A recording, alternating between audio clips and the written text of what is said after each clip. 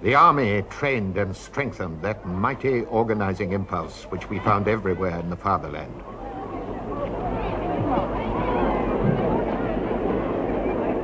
The conviction that the subordination of the individual to the good of the community was not only a necessity but a positive blessing had gripped the mind of the German army and through it that of the nation.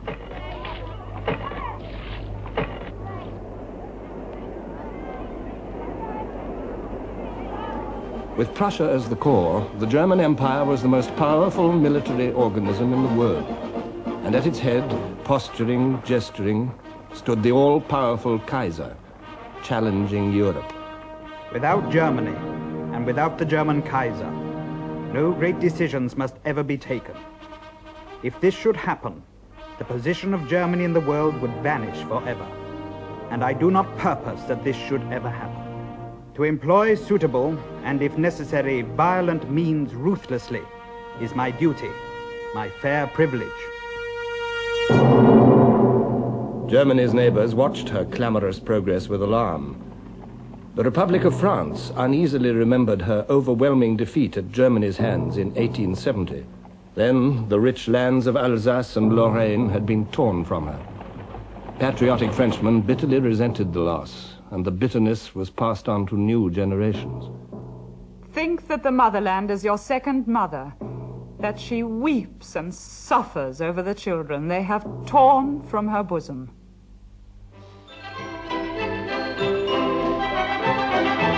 France had her iron, her coal, her industry, but the French were above all tillers of the soil.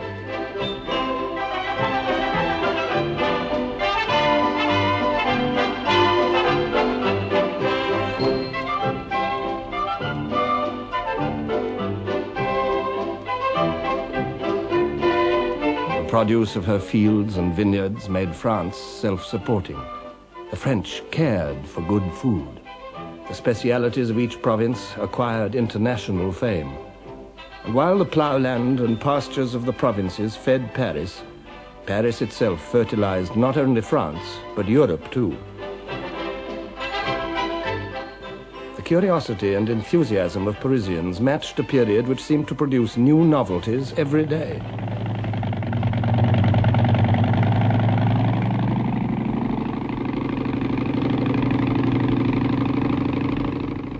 Louis Blériot was the first man to fly the Channel. I began my flight steady and sure. I have no apprehension, no sensations, nothing. I am making at least 42 miles an hour, traveling at a height of 250 feet. Below me is the sea. There is nothing to be seen, neither France nor England. I am alone. For 10 minutes I am lost, and then I see the cliffs of Dover.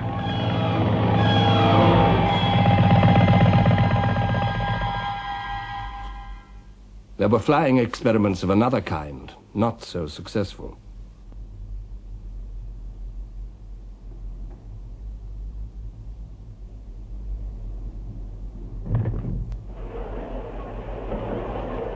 Cranks or pioneers, the French greeted them all expectantly.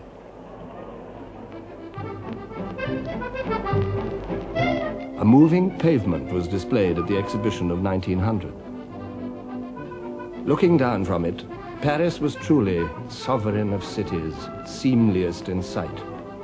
The wide, bustling boulevards, the cafes, the Louvre, storehouse of Europe's treasures, the imprisoned sunshine of the Impressionists, the acting of Sarah Bernard, the Moulin Rouge, and the legs of Mistinguett, dinner at Maxime's. Picasso and Matisse were painting.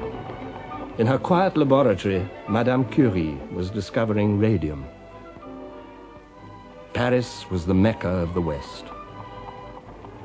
But Paris is not France.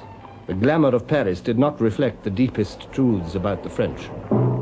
It encouraged their optimism, but it concealed unrest and violent agitation among the industrial classes, who felt left out of a rising tide of prosperity. It concealed the backwardness of French industry in a world where this counted more and more. It concealed a declining birth rate in a world which paraded its millions. It concealed the canker at the heart of French politics. memory of the defeat of 1870, and fear of the rising might of Germany. Because of this memory and this fear, the army played a special part in the life of France. Shattered in 1870, it had made a remarkable recovery. It became a national army based on universal conscription. It schooled itself in colonial wars, but its eyes were fixed on the German frontier. In 1914, there was a socialist government.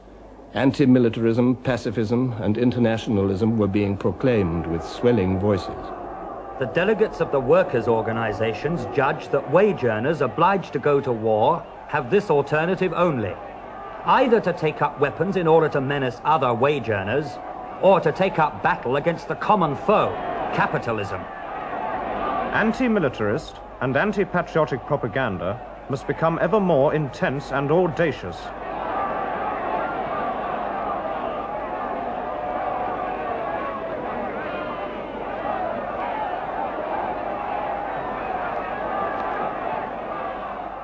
Discordant voices in France, strident voices in Germany. For as Germany pursued the destiny preached by her thinkers, another neighbor took fright. The Germans were not content with military might and industrial supremacy. They still felt cheated. They wanted a place in the sun, an empire. Between 1884 and 1890, German sovereignty was proclaimed over an area more than 4 times larger than Germany herself. And on the pretext of protecting these colonies and her expanding trade, Germany began to build a battle fleet.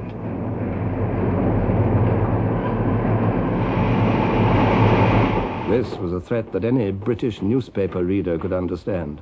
The sea served Britain in the office of a wall or as a moat defensive to a house against the envy of less happier lands. Now envy was reaching across the sea. Winston Churchill spoke for all Britain when he said, "Our naval power involved British existence. If our naval supremacy were to be impaired, the whole fortunes of our race and empire would perish and be swept utterly away." Britain awoke to the truths of the 20th century. Reality jarred against the romantic image of merry England. Yet the image lived on, reinforced by the royal family in its role of country squire.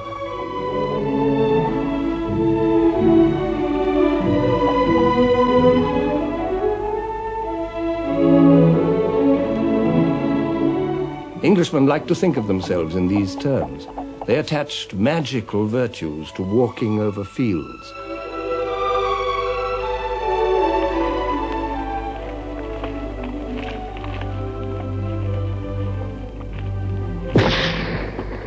They also found virtue in royal pageantry, jubilees, coronations, state openings, funerals. The funeral of King Edward VII in 1910 provided a last glimpse of royal Europe in all its panoply.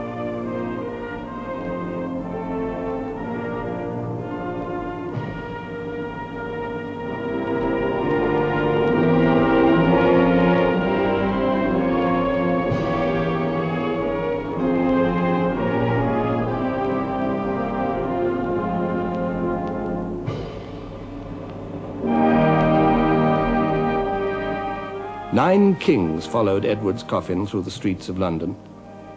King George V, his successor, the Kaiser, his nephew, the King of Belgium, the King of Spain, the kings of Portugal, Denmark, Bulgaria, Norway, and Greece.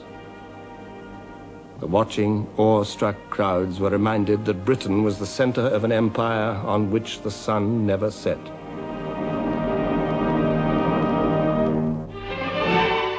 The most glittering jewel of all was India. The great Durbar at Delhi in 1911 seemed to set the seal on British rule. Wearing their purple coronation robes and preceded by attendants carrying peacock fans, yak tails, and golden maces, their majesties took their thrones and faced the tens of thousands of their subjects. King George V wrote in his diary, the most beautiful and wonderful sight I ever saw. I